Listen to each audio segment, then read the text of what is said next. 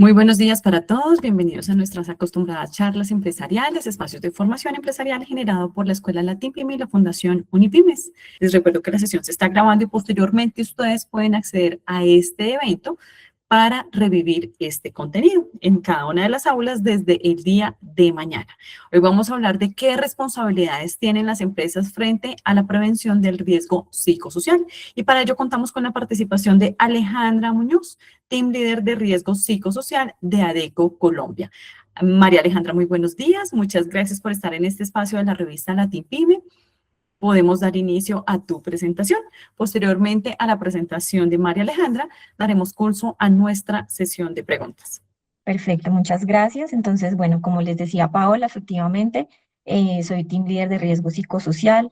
Voy a conversar con ustedes un poco acerca de las responsabilidades que tienen las empresas en materia, pues, de la gestión del riesgo psicosocial, que evidentemente, pues, es un tema que de alguna manera, pues, está muy sobre la mesa en las organizaciones, teniendo en cuenta todas las actualizaciones también a nivel normativo. Este tema no solamente interesa, digamos, como a las empresas como tal, sino a la comunidad en general, no solo porque es un requisito legal, eso pues todo lo tenemos muy claro, sino porque también tiene una relación con la salud integral de los trabajadores y, por supuesto, con la productividad y el funcionamiento de las organizaciones. Lo que les estoy mostrando ahorita, de alguna forma no es desconocido para quienes están presentes en este valioso espacio. La normatividad en materia de riesgo psicosocial, enmarcada en toda esa sombrilla de leyes que tiene también la seguridad y salud en el trabajo, pues por supuesto tiene unas normas específicas que quisiéramos resaltar en esta línea de tiempo de una manera muy concreta que nos permite ver cómo está sustentado el riesgo psicosocial en nuestro país. Algo muy importante es que Colombia ha tenido unos avances importantes y unos desarrollos en materia de la gestión de riesgo psicosocial de la mano de países también de Latinoamérica como lo es Chile. Digamos que son los países que más han avanzado en este sentido. Además de que todas estas normas, decretos, leyes, resoluciones son muy importantes, vamos a hacer un zoom especial en estas que son, digamos, como las más específicas y que nos van a concentrar un poco más en esas responsabilidades que se tienen a la hora de gestionar el riesgo psicosocial en nuestro país. Entonces, más que detallar de qué trata cada resolución, acá es importante contarles un poco, digamos, pues en términos generales, hay dos resoluciones que a mi parecer pues son las más representativas en materia de riesgo psicosocial. Por un lado, tenemos la resolución 2646 del 2008 y tenemos la 2764 del 2022. Son como esos pilares en la materia en términos legales. ¿Qué pasa con el objetivo? Ya sabemos desde el 2008 que el riesgo psicosocial es un tema que es obligatorio, que no solamente debemos intervenir, sino que también debemos, perdón, que no solamente debemos medir, por supuesto, sino que también debemos generar intervención y monitoreo a esos factores de riesgo. Pero adicional, la 2764 también nos permite tener unos lineamientos más claros, llamémoslo así, para hacer la intervención. Entonces, en esta resolución en particular nos brinda unas guías de orientación también tanto a nivel general como por sectores, que son los sectores que se han clasificado como los que tienen un mayor riesgo psicosocial o tienen unos riesgos específicos que son inherentes a la labor. Y adicional, unos protocolos para intervenir los efectos que se producen por la exposición a los factores de riesgo psicosocial. ¿Qué pasa con el ámbito de aplicación? Ya teníamos claro que efectivamente aplica para todos los sectores, que aplica para los empleadores tanto del sector público, privado, entre otros, pero el único cambio, digamos, o lo que complementa en el año 2022 esta resolución es que se amplía este ámbito y ya incluye también empresas temporales, estudiantes que están afiliados al Sistema General de Riesgos Laborales y a los trabajadores en misión. Entonces, digamos que aquí es muy importante porque de alguna manera pues esto no complementa mucho más algunos vacíos que se tenían con relación a cómo debemos intervenir este tipo de riesgo. Bueno, de alguna forma también las personas que están aquí presentes seguramente están muy familiarizados con el tema de los factores de riesgo psicosocial, ¿cierto? Entendidos los factores psicosociales, de entrada no necesariamente como riesgosos, sino que en el momento en que ya se genera una afectación o tienen una posibilidad de daño, es cuando hablamos efectivamente de riesgo psicosocial. ¿Qué pasa con los factores psicosociales? Esta es la famosa, llamémoslo, triada de los factores psicosociales que están tanto dentro como fuera de la organización y que pueden llegar a afectar positivamente la salud mental, el desempeño, la motivación y en términos generales también incluso la permanencia de los trabajadores o pues digamos la permanencia del talento. En este sentido, entendemos los factores intralaborales como esas condiciones que dependen directamente de la organización, pero adicional están dentro de nuestro control. Entonces, en términos de la intervención, va a ser más fácil intervenir las condiciones intralaborales. ¿Qué tipo de condiciones? Gestión organizacional, aquí se abordan algunos temas de liderazgo, las características de la organización, de los grupos sociales, en este caso pues los pares con quienes se tiene mayor contacto, las condiciones de la tarea, ya de lo que hace propiamente cada persona, la carga física que puede tener en su labor, las condiciones donde desempeña el trabajo, en donde puede haber una mayor exposición a ciertos riesgos, el ajuste entre la persona y la tarea, y otras condiciones como la jornada de trabajo en términos de la cantidad de horas que se dedican, el tipo de contrato, beneficios, programas, entre otras condiciones a nivel intralaboral, que en este caso es más robusto que el componente extralaboral. A nivel extralaboral, aunque la empresa no tiene, digamos, directamente el control, sí podemos decir que son condiciones que se sienten, ¿cierto? Entonces, un ejemplo puede ser eh, un trabajador que pasa mucho tiempo desplazándose de su casa al trabajo y del trabajo a la casa. Adicionalmente, puede pasar que este trabajador tenga redes de apoyo, digamos, como no muy sólidas en términos sociales y familiares, y puede ser un trabajador que se predispone a estar más fatigado, pero adicional que tiene menos recursos, digamos, en términos emocionales, para hacer frente a las condiciones que se presenten como, digamos, como retadoras o como adversas, tanto en su entorno laboral como fuera de este. ¿Cuál es la importancia de las condiciones individuales?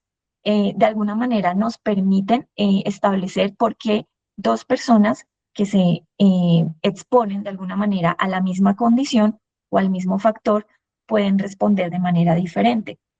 Esto pues nos permite profundizar sobre la información sociodemográfica, por ejemplo, género, edad, estrato, entre otras, asimismo condiciones como las características de personalidad y de afrontamiento que hacen parte de esas diferencias individuales y condiciones de salud. ¿Por qué es importante esta información a nivel individual?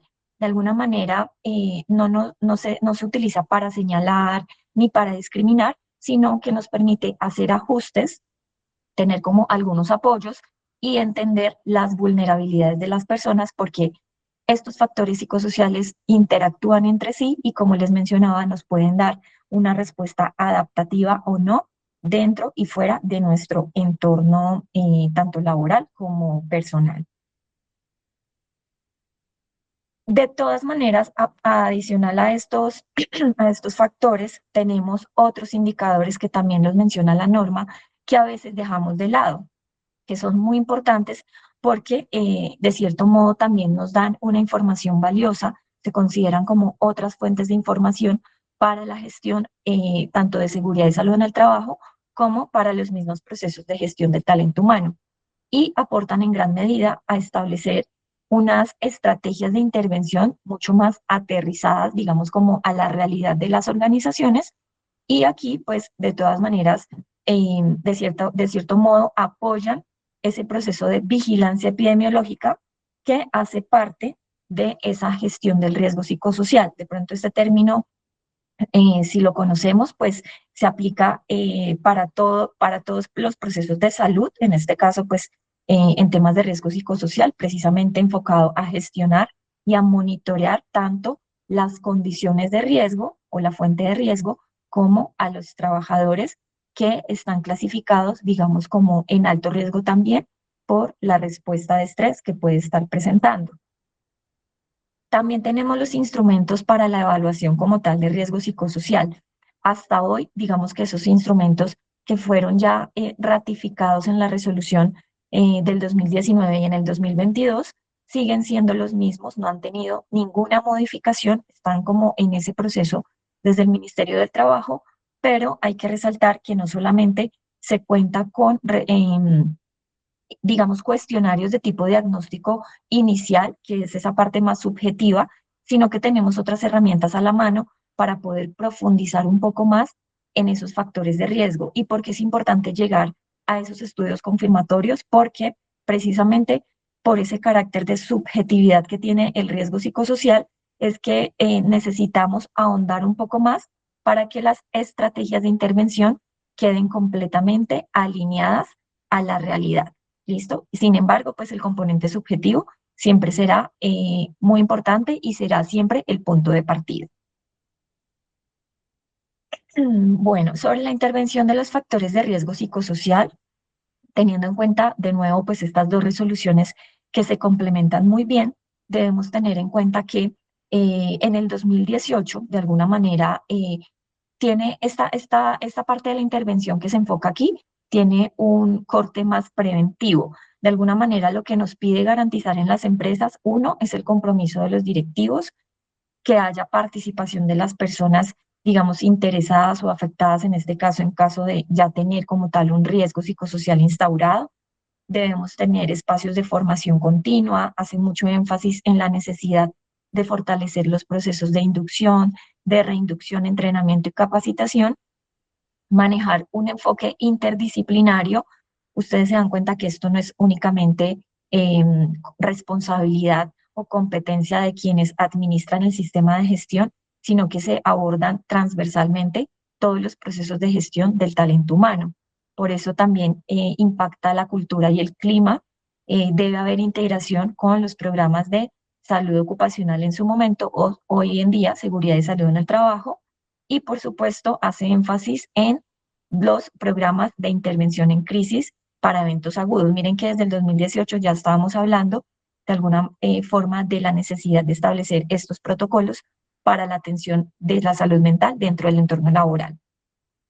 Adicional a ello, la resolución del 2022, digamos que ya aborda nuevos escenarios de alguna manera de cara a la pospandemia, y se incluyen algunos elementos que antes no se tenían en consideración. Entonces, también reconoce que el trabajo cambió, que la intervención de alguna manera debe adaptarse también a estos nuevos modelos laborales y, por supuesto, nuevos riesgos que se resaltan allí. Que nos debemos adaptar y adaptar también la gestión del riesgo psicosocial en momentos en que nos encontremos en emergencia sanitaria, ambiental, social. Reconoce las nuevas formas de trabajo, teletrabajo, trabajo en casa, trabajo remoto, hace énfasis también en la asistencia psicológica remota que se debe mantener, y promover la salud mental y prevenir el estrés y los problemas mentales dentro del entorno de la organización a través de protocolos. El rol de la ARL, obviamente, a través de campañas y del establecimiento de líneas telefónicas que puedan ayudar para dar ese soporte o esa contención a los trabajadores, no solamente con relación de pronto a esas situaciones de emergencia, sino en términos generales, cualquier evento agudo que pueda estar pues presente en el trabajador. Entonces, importante, aquí de nuevo ratifica la importancia de trabajar no solo sobre la fuente de riesgo, que en este caso es la condición o el factor que puede estar desencadenando una mayor percepción de riesgo, sino también sobre las personas. En las personas trabajamos los efectos, y los efectos pueden ser estrés, síntomas de ansiedad, depresión, incluso las mismas alteraciones o afectaciones a su desempeño, digamos, laboral. Adicional, el decreto 728 que aparece en el 2025, como ustedes saben, digamos que este decreto que se incluye también dentro del decreto 1075, 1072, perdón, establece las acciones de promoción de la salud mental, prevención de los problemas mentales en el entorno laboral y del consumo de las sustancias psicoactivas. Entonces, digamos que tiene unos pilares muy importantes en este sentido que pues ratifican mucho más digamos como la responsabilidad que se tiene desde la propia gestión de la organización para prevenir este tipo de situaciones. De alguna manera, este decreto nos permite ver como un antes y un después en la gestión del riesgo psicosocial, porque también lleva a las organizaciones un poco más a la acción. Es decir, en el punto número 4, por eso resaltamos que la gestión del riesgo psicosocial debe ser llevada más allá de la medición. ¿Por qué? Porque es una de las situaciones que hemos visto con las empresas y es que eh, evidentemente por la situación de que pueden haber algunas multas, sanciones, pues la medición es como el paso obligatorio, pero muy pocas empresas desafortunadamente han llegado a cumplir todo el ciclo para establecer también sus procesos de intervención. Por eso eso es como el mensaje más importante en este espacio. ¿Qué nos lleva también este decreto? A que las actuaciones desde la organización sean mucho más reales y, por supuesto, se debe enfocar en esos riesgos específicos y poder también documentar los avances de la gestión. Este decreto de alguna manera ratifica la importancia de poder intervenir los factores de riesgo psicosocial. De nuevo, aborda temas de promoción de la salud mental, también de la prevención del consumo de sustancias, que tal vez es un tema que no se había especificado ni se había atado de alguna manera a los factores de riesgo. Por ejemplo, mencionarles que la ley del acoso laboral del año 2006 de alguna manera también está sustentada en la gestión del riesgo psicosocial porque se reconoce como un posible factor de riesgo psicosocial. De igual manera, el consumo de sustancias psicoactivas hace parte de esos posibles riesgos, a pesar de que las herramientas que tenemos hoy en día no lo mida directamente, sí se constituye en un factor de riesgo. Entonces, por eso este decreto pues también debe ser implementado a través de esas acciones de promoción y prevención, de la sensibilización a los trabajadores y pues del manejo que se deba dar ya en el momento en que se identifique posiblemente una situación relacionada a este fenómeno.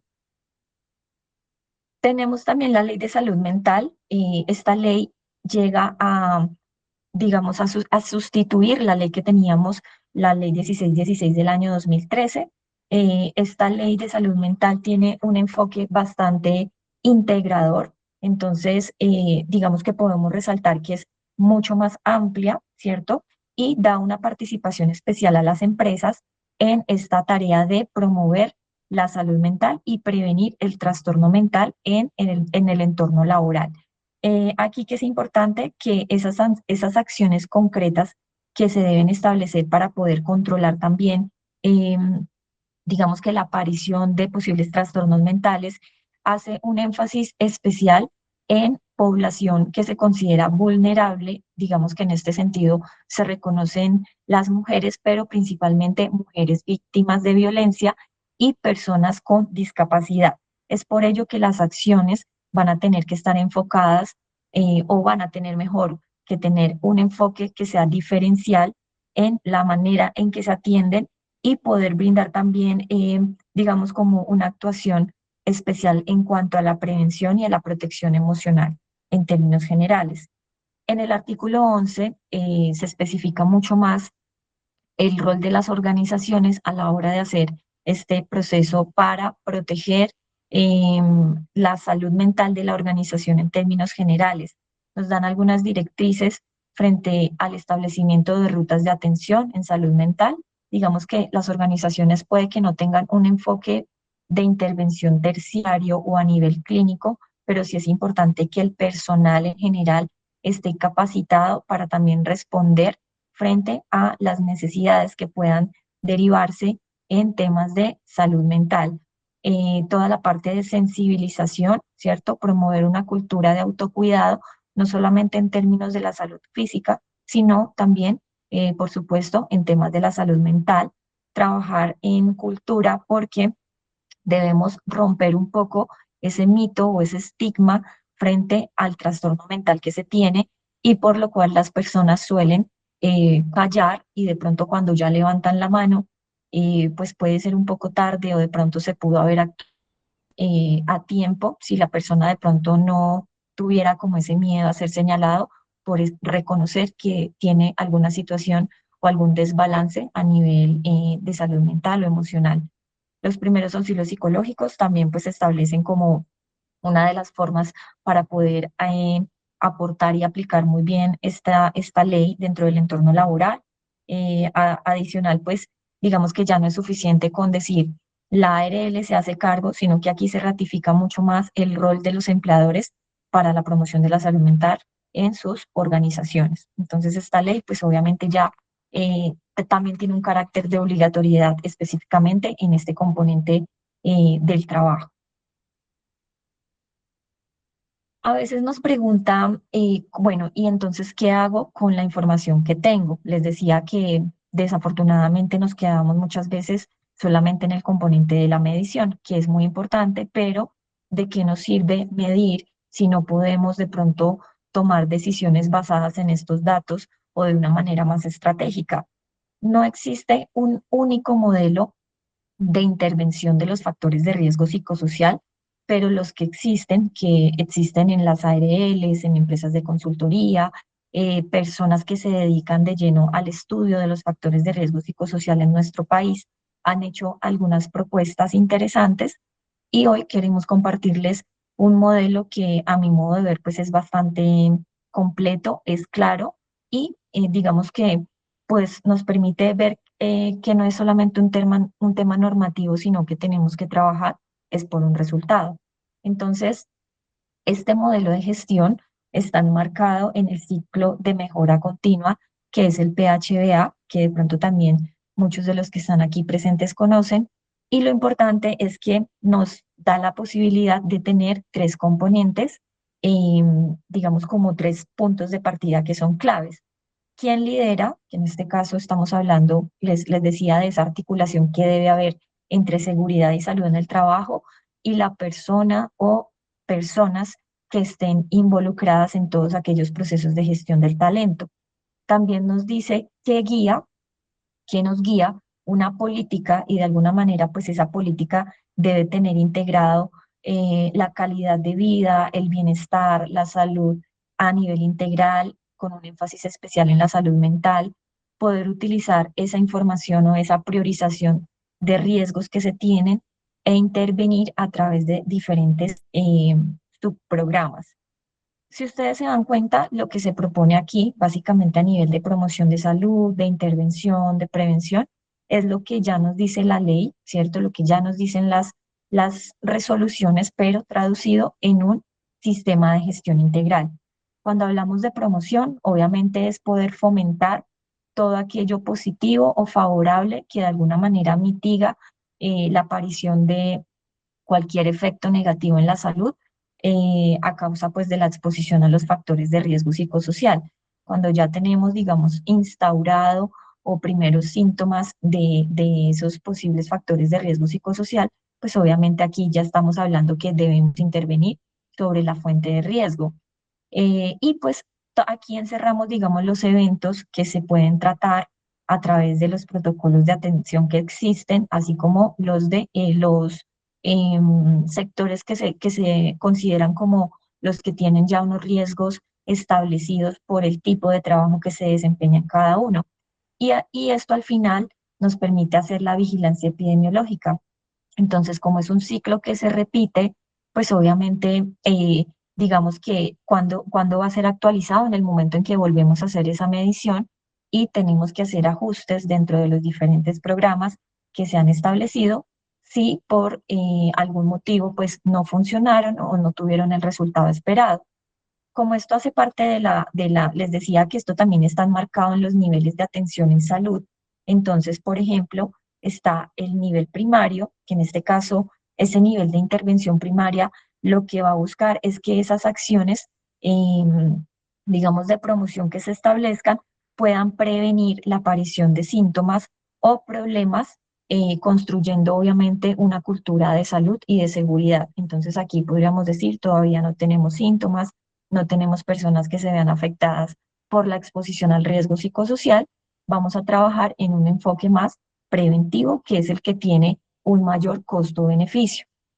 A nivel secundario, obviamente ya podríamos decir que hay algunos síntomas o algunas problemáticas que ya se han manifestado y en este nivel de, digamos, de intervención, cuando ya aparecen esas primeras señales o alertas tempranas, lo que debemos hacer es intervenirlas oportunamente para evitar que escalen. Entonces, es cuando ya sale en marcha, digamos, como todo el tema de la intervención sobre las fuentes de riesgo. Si mi factor de riesgo es el liderazgo, seguramente tendré que establecer una acción que permita mejorar de pronto las competencias blandas de mis líderes o pues dependiendo de lo que se haya identificado. Si mi dificultad es que la gente está expuesta a riesgos físicos por la labor, por ejemplo, a un riesgo de pronto del ruido, a un riesgo biológico, pues ese va a ser el enfoque de mi actuación. Y ya a nivel terciario, pues obviamente y desafortunadamente ya hay un nivel de afectación importante en las personas y en el funcionamiento también de la organización. Y las acciones lo que buscan es precisamente mitigar al máximo el impacto que pueda haber a nivel humano, a nivel también legal, por supuesto, y a nivel financiero por los costos que puede traducirse el hecho de tener ya personas con algún tipo de condición de salud asociada a la exposición pues, de los factores de riesgo psicosocial cuando están en un nivel de riesgo importante, sea alto o muy alto, pero el riesgo medio no lo dejemos de lado porque también cuando no se mitiga oportunamente, lo que hemos visto es que pasa más fácilmente a ser un riesgo alto que a pasar a ser un riesgo bajo o sin riesgo. Entonces, este es un modelo integrador, de alguna manera aborda todos los componentes necesarios para poder hacer una intervención efectiva y que cada año que debamos medir o cada 2 años, porque dependerá del último nivel de riesgo intralaboral, podamos establecer esa evaluación a las acciones para no tener que, digamos, comenzar de cero, sino hacer ajustes sobre lo que ya se tiene, porque esa es como la sensación que a veces tienen los empleadores. Tenía un plan de trabajo muy robusto, siento que no funcionó, ahora me toca cambiarlo todo. No necesariamente, hay que empezar a hacer ajustes dependiendo de cada una de las acciones, valorarlas, por eso es muy importante tener un sistema de gestión integrado porque esto nos va a permitir medir la efectividad de cada una y hacer ajustes en la medida en que así se requiera.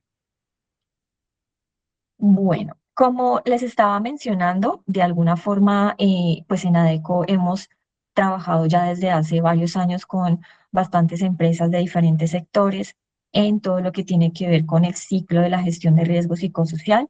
Evidentemente, pues desde la etapa que más hemos movilizado es desde el diagnóstico, pero ya hay varias empresas también que hemos podido acompañar también en los procesos de intervención. Esto es una data que yo quiero compartir con ustedes que hace parte como de pues de ese back que nosotros tenemos y que hemos recopilado a través de los años. En el 2000, la del 2025 pues está en actualización todavía, pero quiero traerles un poco cómo estaba ese riesgo psicosocial sobre el año 2024. Entonces, ¿qué pasó? En el año 2024, nosotros tuvimos la oportunidad de acompañar 165 empresas, representa 26.000 trabajadores y cómo se comportó el riesgo en este año en términos generales. Por una parte, el riesgo psicosocial general es el que incluye lo intralaboral y lo extralaboral, ¿cierto? Y adicional al riesgo intralaboral, que es el que se relaciona solo con la empresa, con la organización.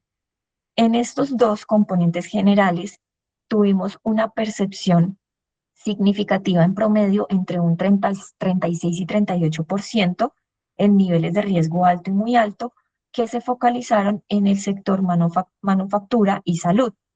Por lo contrario, los sectores o las empresas que participaron que eran de tecnología o financieras, tuvieron una menor percepción de riesgo en estos dos componentes.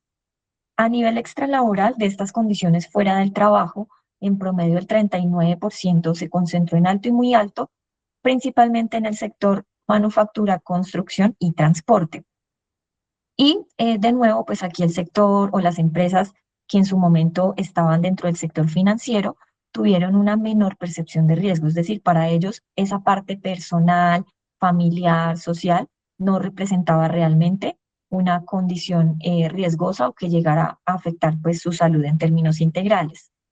Frente a la sintomatología del estrés, aunque no es un cuestionario diagnóstico, estos autorreportes permitieron ver que fue el mayor promedio, más o menos entre el 39 y el 41% de esa calificación entre alto y muy alto, se presentó en los sectores de salud, educación y manufactura, y de nuevo el sector de tecnología o las empresas eh, que se desenvuelven en él, pues básicamente tuvieron una menor manifestación de síntomas que se pudieran relacionar al estrés. Pero esto, ¿cómo se traduce en aspectos más específicos? Aquí en términos generales podemos ver esas condiciones intralaborales que tuvieron una mayor percepción de riesgo. Entre las empresas dedicadas al comercio y la manufactura, aquí podemos ver un factor en común que era el de liderazgo, es decir, estaban teniendo una percepción de mayor riesgo frente a los atributos del liderazgo que por supuesto pues recaen en cabeza de sus líderes, ¿cierto? Y algo en particular que evidenciamos es que hay una condición también que se repite en construcción, en el ámbito financiero, de salud y transporte, que es la carga mental. Sin embargo, esta carga mental puede estar relacionada, digamos, de alguna manera a el core del negocio, porque, como les mencionaba, pues también hay unas condiciones o unos factores que se relacionan directamente con lo que se hace en cada una de ellas. Es decir, por más que yo la mitigue, por más que yo establezca acciones de promoción, de prevención e intervención, puede ser que cada año, cada 2 años, este factor esté puntuando en niveles importantes. Ahí pues no estamos diciendo que no se deba intervenir, por supuesto que debemos seguir estableciendo acciones para mitigarlo. ¿Qué significa esa carga mental? Pues obviamente que nos va a indicar que las personas están teniendo un mayor desafío en términos de procesos mentales superiores, de memoria, atención, concentración. Puede ser por un nivel de detalle visual o manual importante o por el tipo de información que también se maneja e incluso en algunos casos por las condiciones donde se desarrolla el trabajo. En términos generales, vimos también un tema de reconocimiento y recompensas que en el sector de comercio y salud se ubicaban en un nivel medio. Esto puede abarcar algunos temas de sentido de pertenencia, aunque no estamos midiendo propiamente esto. Y también en nivel medio, claridad del rol y control de autonomía en todos los sectores. Entonces, una percepción para una parte de la población importante en donde pueden sentir menos control, pero que está muy relacionado también a la naturaleza de los cargos. Y frente a la claridad del rol, lo que podemos evidenciar es que muchas veces, más que no saber qué tengo que hacer en el cargo o qué hago en la empresa, es el propósito o una especie de desconexión precisamente con el propósito de mi cargo. Entonces, es como a grandes rasgos la percepción que se tuvo frente al riesgo psicosocial y su comportamiento en el año 2024 segmentado por estos sectores. ¿Qué pasa con la intervención o qué estrategias podemos utilizar para no quedarnos cortos a la hora de establecer nuestro plan de trabajo? Digamos que de alguna forma uno de los aliados, precisamente como lo mencionamos en este slide, es el balance vida-trabajo. En ese sentido, digamos que aquí en Colombia, desafortunadamente, de acuerdo a algunos estudios, hemos estado pues reportados como uno de los países donde puede haber un peor balance entre la vida y el trabajo, y esto se debe principalmente a que pueden haber jornadas muy largas de trabajo, hay una percepción de que hay menos tiempo libre, digamos que entre el tiempo que yo descanso, en el que dedico para el ocio, la recreación, pues me puedo quedar muy corto y esto, digamos que cuando se combina con estas largas jornadas, la persona tiene menos tiempo para recuperarse, se pueden disparar todos estos riesgos a nivel psicosocial. Esto me puede predisponer a tener accidentes, a tener alteraciones a nivel emocional y por eso el balance vida-trabajo, pues digamos que es un aliado porque puede impactar positivamente no solo el riesgo psicosocial, sino otra serie de indicadores, el ausentismo, la rotación, entre otros, pues, al interior de las organizaciones.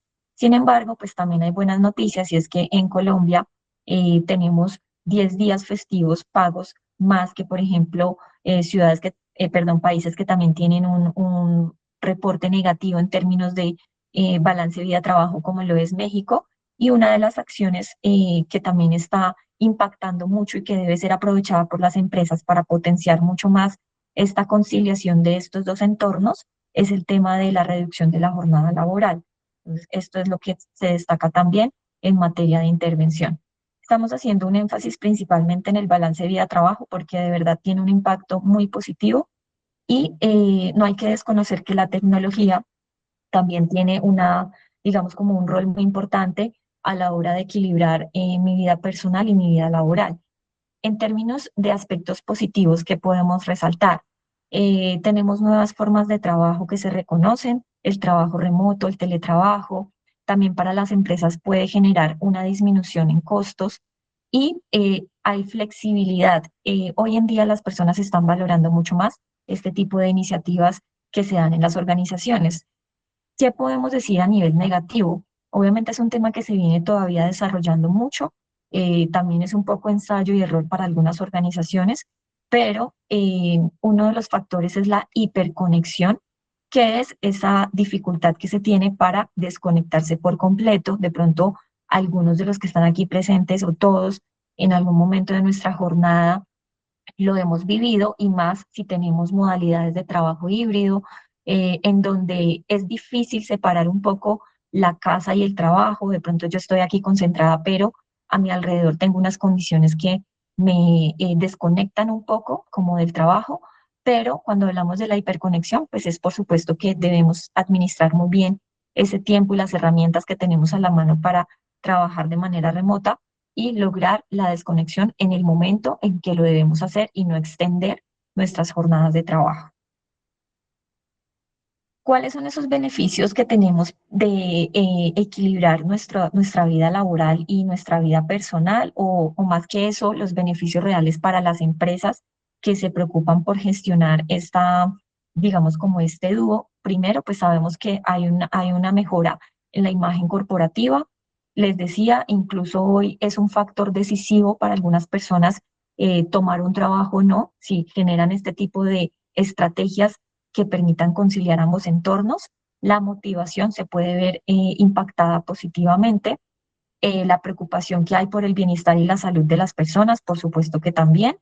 La atracción y retención, como mencionaba, pues seguramente vamos a tener la posibilidad de generar una rotación menor a la que de pronto se veía anteriormente cuando no teníamos esta serie de beneficios o de estrategias encaminadas a favorecer este balance y la satisfacción de los trabajadores, que también se puede identificar en las encuestas de satisfacción o de clima o de engagement que se realizan al interior de las organizaciones. Muy importante, digamos que en este sentido, de la mano con lo que les acabo de mencionar del balance vida-trabajo, es generar buenas prácticas en materia de la gestión de riesgo psicosocial. Como les decía, no hay una fórmula, no hay un único modelo que me permita a mí garantizar el éxito, pero si ponemos en práctica y retomamos un poco algunas de esas situaciones o factores o estrategias que podemos implementar, seguramente vamos a ver resultados, porque si no hacemos nada con la información y el insumo que tenemos que es tan valioso, pues realmente no podemos esperar también que nuestro riesgo psicosocial se maneje de forma diferente. Dentro de esas buenas prácticas en riesgo psicosocial, retomando la información que yo les acabo de compartir. Por supuesto, el mensaje más importante es poder pasar de la evaluación a la intervención a través de este sistema de mejora continua. Entonces, no nos limitemos únicamente con saber que hice la evaluación y que sí tengo unos riesgos, pero que no hago nada al respecto. La salud mental como un pilar estratégico en la organización, ya lo estamos viendo no solamente, digamos, como a nivel normativo, sino que desafortunadamente las cifras que tenemos en temas de salud mental hoy en día están bastante altas. Por ejemplo, la depresión ya viene siendo como una de las enfermedades que incluso incapacita mucho más a las personas. Mayor foco en la prevención primaria, seguramente si lo hacemos desde el principio, vamos a evitar también costos y ajustes asociados al no haber hecho de pronto estos ejercicios de promoción de salud en términos integrales, fortalecer las competencias de liderazgo. El liderazgo siempre será, digamos que todo lo que se haga desde el liderazgo, siempre lo mencionamos, esto cae en cascada y tiene un efecto negativo, porque si los líderes son partícipes, obviamente van a ser modelos de referencia también para las personas en la participación que tengan en la gestión del riesgo psicosocial. Activación de las rutas de atención en salud mental, pero no solamente activarlas, sino también ponerlas en práctica y tener personal capacitado para responder. Enfoque diferenciar a la hora de intervenir. Recuerden, el insumo de la información individual es de mucha importancia porque estas acciones deben estar teniendo en cuenta, por ejemplo, en mi empresa son más mujeres que hombres, de pronto en edades tenemos generaciones completamente diferentes y esto también marca la diferencia cuando yo establezco una acción de intervención e incluso hasta un beneficio. El trabajo articulado entre las áreas de recursos humanos, seguridad y salud en el trabajo, ARL y demás, de pronto actores importantes dentro de la organización, establecerlo dentro del el modelo de mejora continua para poder ver resultados efectivos y comunicar y documentar. Estos dos últimos son muy importantes porque muchas veces las empresas nos dicen, pero es que yo hago esto, tengo lo otro, tengo estos beneficios, me diferencio de la competencia por esto. Pero a veces les decimos, ok, ¿y tu gente lo sabe?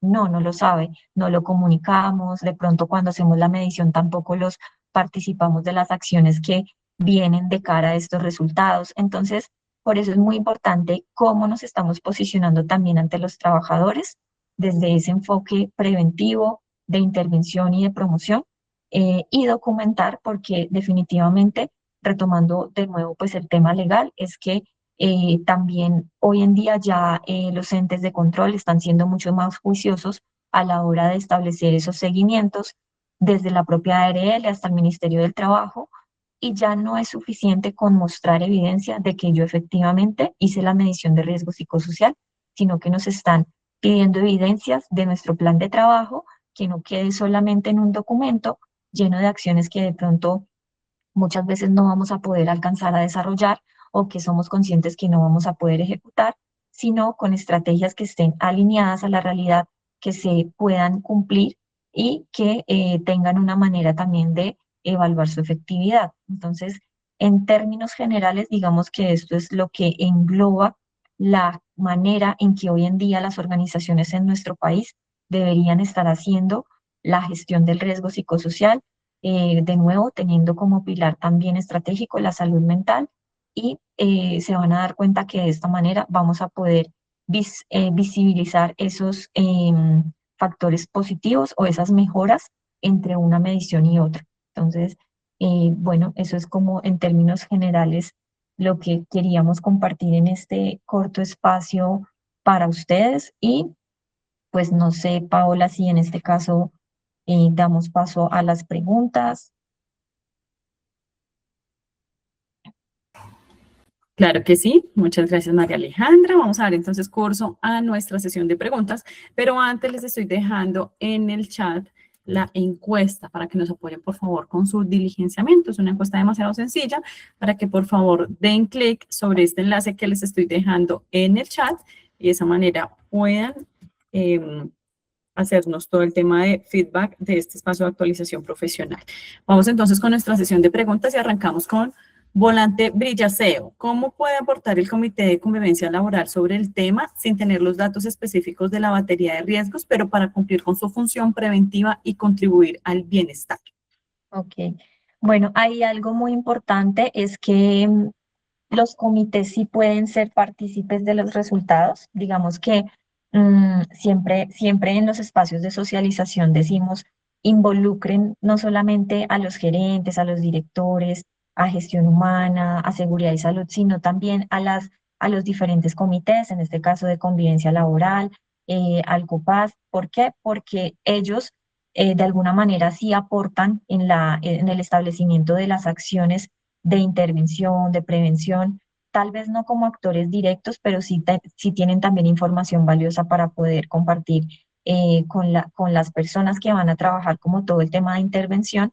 Entonces, uno sería, sí pueden participar digamos, sí pueden tener conocimiento y alcance de los resultados. Y dos, en primera medida, siento que las empresas también tienen que empezar a visibilizar los comités. ¿Por qué? Porque desafortunadamente en ocasiones se queda solo pues como en su constitución, pero realmente no hay un seguimiento a la gestión de los comités que también pues son muy importantes. De esta manera creo que los comités podrían llegar a aportar de forma valiosa a este proceso de intervención o de gestión de riesgo psicosocial. Perfecto. También nos hace otra pregunta. En los factores desfavorables, ¿en qué sector aplica la empresa de servicios de aseo? Bueno, ahí sería sector servicios propiamente. Digamos que no existe un protocolo específico para servicios, porque el sector servicios obviamente es muy amplio, pero estaría dentro de esa categoría. En este caso, digamos que los que tienen sí un enfoque específico es finanzas, salud, educación, defensa, transporte y creo que se me escapa uno, pero digamos que en términos generales esos también pueden estar constituyendo sector servicios, pero tienen unos protocolos específicos porque ya se ha demostrado que efectivamente la labor que ellos hacen y unas condiciones en particular sí están relacionadas con mayor riesgo psicosocial, en este caso, pues dentro del trabajo. Perfecto. Daniela Estefanía León, ¿qué actividades prácticas podemos implementar en las empresas? Bueno, prácticas, digamos que adicional a todo lo que acabamos yo siempre digo que la ley hay que tomarla como los debes. Entonces, ¿qué debo hacer yo? Desglosar cada una de las cosas que yo les mencioné a lo largo de la presentación. Lo más importante es poder, uno, hacer yo lo llamo como un autodiagnóstico posterior a la medición en la cual puedan establecer mesas de trabajo con las personas involucradas en la gestión del riesgo psicosocial e incluso involucrar también a los líderes porque los informes en lo posible pues deben estar segmentados también por áreas, porque el riesgo psicosocial en general puede llegar a enmascararse. Si yo hago zoom a mis áreas, voy a poder ver que el riesgo se puede comportar de manera diferente y con el insumo de esta información de qué es lo que le duele a cada uno de mis equipos, las acciones van a estar encaminadas, digamos, como a ese dolor en particular. Cómo se hace es donde tenemos el mayor desafío. ¿Por qué? Porque tenemos una guía, digamos que nos da unas directrices, pero no necesariamente, como es una guía orientadora, no quiere decir que yo no pueda hacer algo diferente. Ejemplo, les hablaba del liderazgo. El liderazgo es muy amplio, ¿cierto? Entonces, hay muchas preguntas alrededor y muchas cosas que yo podría hacer para poder intervenir el riesgo psicosocial enmarcado en el liderazgo. Primero, tenemos un modelo de competencias o un perfil, digamos, establecido de prototipo de liderazgo. Sabemos cuál es el líder que necesitamos. Segundo, hemos desarrollado a nuestros líderes, ¿sí? Tenemos unas competencias que hemos establecido de desarrollo en ellos, tanto a nivel técnico como blando. Y de ahí ya vamos a partir a establecer el cómo lo hacemos. Ok, si no lo tengo, entonces voy a establecer un plan de trabajo, llamémoslo escuela de liderazgo, llamémoslo plan de formación para líderes. El cómo lo hacemos es, digamos, lo que puede variar de una organización a otra y es de pronto donde nos podemos quedar cortos porque decimos, a veces nos limitamos un poco en el cómo lo podemos hacer.